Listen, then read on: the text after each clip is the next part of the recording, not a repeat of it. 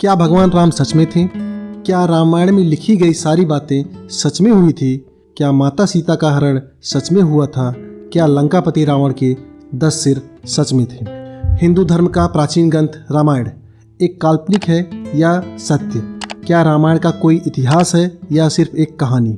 भगवान राम और रामायण प्राचीन काल से लोगों की आस्था का केंद्र रहे हैं।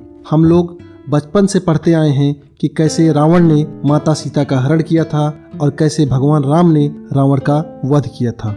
हेलो दोस्तों, स्वागत है आपका हमारे चैनल योगी एक कहानी पर।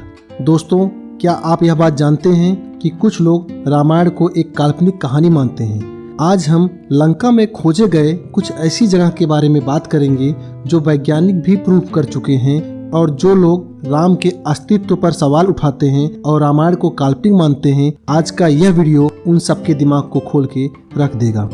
नासा का प्लेटिनम सॉफ्टवेयर रामायण कालीन की हर घटना की गणना कर सकता है। इसमें भगवान राम का वनवास हो या राम रावण का युद्ध हो या फिर कोई अन्य घटना। श्रीलंका के इंटरनेशनल रामायण रिसर्च सेंटर और वहां के पर्यटन मंत्रालय ने मिलकर रामायण से जुड़े ऐसे 50 स्थल ढूंढे हैं जिनका पुरातात्विक और ऐतिहासिक महत्व है और जिनका रामायण में भी उल्लेख मिलता है। आज हम श्रीलंका में खोजे गए ऐसे ही 5 जगह के बारे में बात करेंगे जो रामायण काल से हैं। रावण का महल।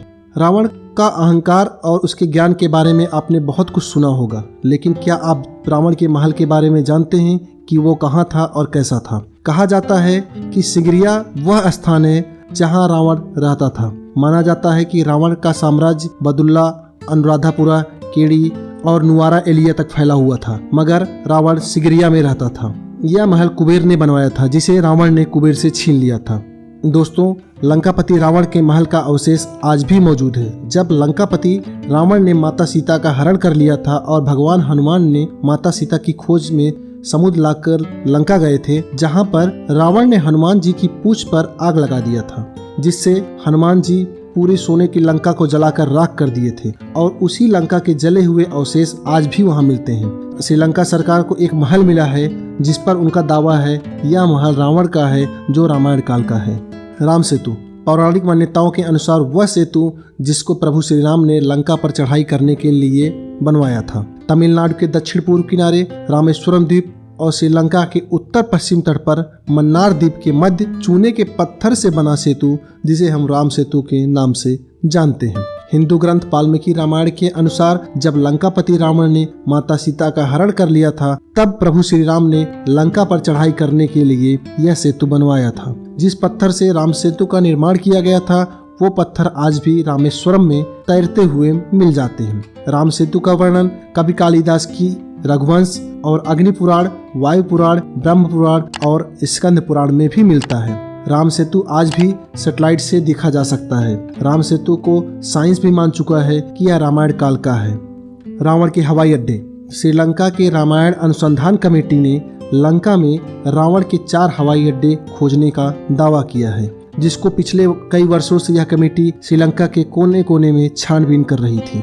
श्री रामायण रिसर्च कमेटी के अनुसार रावण के 4 हवाई अड्डे थे, जिनका नाम उसानगोड़ा, गुरुलोपोथा, तोतुपोलाकंदा और वरियापोला है। इन 4 में से एक उसानगोड़ा हवाई अड्डा नष्ट हो गया था। कमेटी के अनुसार सीता की तलाश में जब हनुमान जी लंका पहुंचे थे, तो लंका दहन के समय हनुमान जी ने रावण के उसानगोड़ा हवाई अड्डे को भी नष्ट कर दिया था। उसानगोड़ा हवाई अड्डे से ही रावण पुष्पक विमान का इस्तेमाल करता था। यहाँ रनवे लाल रंग का है। इसके आसपास की जमीन कहीं काली है तो कहीं हरी घास वाली है। अशोक वाटिका।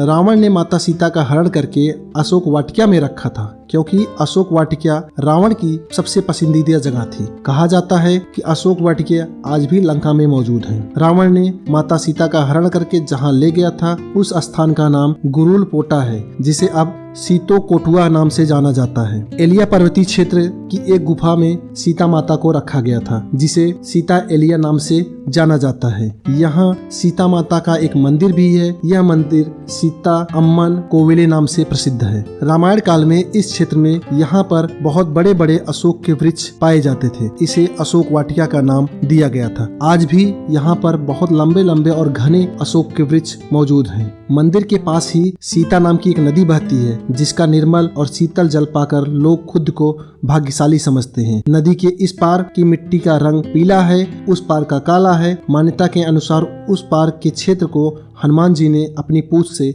आग लगा दिया था। संजीवनी पर्वत। रामायण के अनुसार जब युद्ध में मेघनाथ ने लक्ष्मण को शक्ति बाण से मूर्छित कर दिया था, तब वैद्यराज सुसेन ने संजीवनी बूटी लाने को कहा था और हनुमान जी संजीवनी बूटी लाने गए थे। हनुमान जी संजीवनी बूटी को नहीं पहचान पाए तो पूरा पर्वत ही उठा कर ले आए, जिसके प्रयोग से लक्ष्मण के प्राण बच गए थे। कहते हैं यह पर्वत आज भी श्रीलंका में मौजूद है। इसे आज के समय में रूमसला पर्वत के नाम से जाना जाता है। स्थानीय लोगों के अनुसार श्रीलंका के दक्षिण समुद्री किनारे पर कई ऐसी जगहें हैं जिनके बारे में यह कहा जाता है कि वहाँ हनुमान के लाए पहाड़ के टुकड़े गिरे थे। इसमें रूमसला हिल सबसे अहम है। यहाँ की खास बातें यह है कि जहाँ जहाँ पर उस पर्वत के टुकड़े गिरे थे वहाँ की जलवायु और मिट्टी बदल गई है। इन जगहों पर मिलने वाले पेड़ पौधे श्रीलंका के बाकी इलाकों में मिलने वाले पेड़ पौधों से काफी अलग है।